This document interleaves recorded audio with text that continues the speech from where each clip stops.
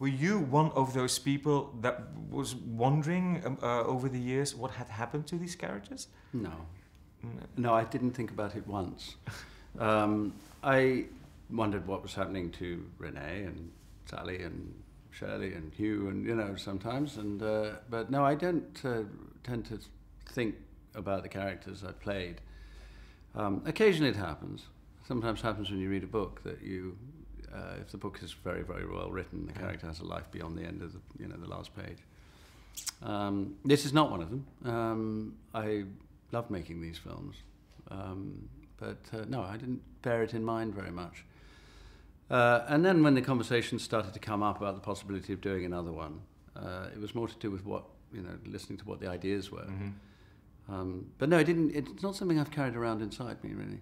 But there was a certain point about a year ago when there was a really interesting draft that made me think, okay, I think there's a film to be made now. Well, thematically, story-wise, what was the interesting thing about it then, about Bridget Jones in 2016? Not one thing. It's more to do with the fact it was quite an interesting thing finally to say, okay, I played this character a few times in various versions with different writers and, you know, different interpretations of how he should come across, I suppose. Are you also mentioning the Mr. Darcy coming out of the water in the TV series? I know, no, and he never came out of the water. It's a very interesting false memory syndrome or something, because I never came out of any water and neither did anybody else. And I think it was voted most memorable moment on television, and it actually is a memory of something which never happened. No, I just I was in a slightly soggy shirt for a few minutes, but this figure has come out of the water in people's minds since. But then this Mr. Darcy, let's say, do you look back on him fondly as well? Because so many of my I don't look back on him at all.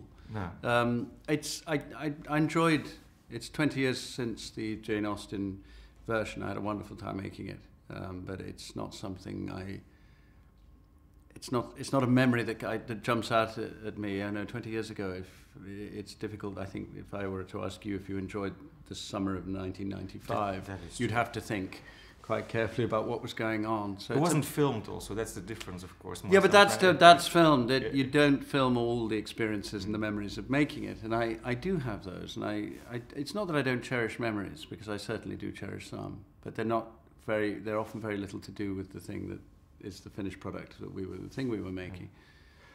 Interestingly enough, this script was co-written by Emma Thompson, who I think is probably also a good friend of yours. What did she bring in there that was commenting about womanhood, about single womanhood, feminism maybe in this day and age? I don't think it's not a film that I'm tempted to deconstruct or look for messages. I think she brings huge entertainment value. You know, Emma does have a passionately committed political dimension, and it's something that, you know, we connect over.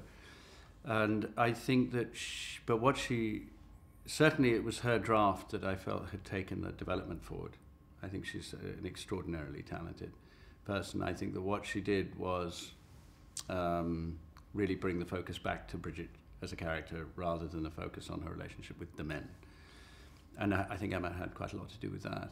And I think that there's something about her spirit and her presence which is in tune with that. You know, she's the one who, she's clearly tough, she's clearly independent, and she's clearly the person encouraging Bridget to be independent. She's the one that says, you don't need either of these men, you're quite capable of doing this on your own. I did. You know, and she doesn't really mind about anybody's blushes at all. And I think, you know, Emma brings that very powerfully to it. Of course, the whole world is so very happy now that we have Renee Zellweger back. It's a very good performance once again that she did. How is that for you guys to reconnect on the set of this particular project then? That was the best thing about the experience for me. It was a joy to reconnect with all of these people. You know, as I said, the funny thing is you forget everything. I tend to forget most, what I've done. I don't forget the people, but I forget what I've done when I walk off a set. You don't keep a journal or something like that? I don't keep a journal. For your autobiography you're going to write down. I don't even watch the film after it's no longer necessary to do so.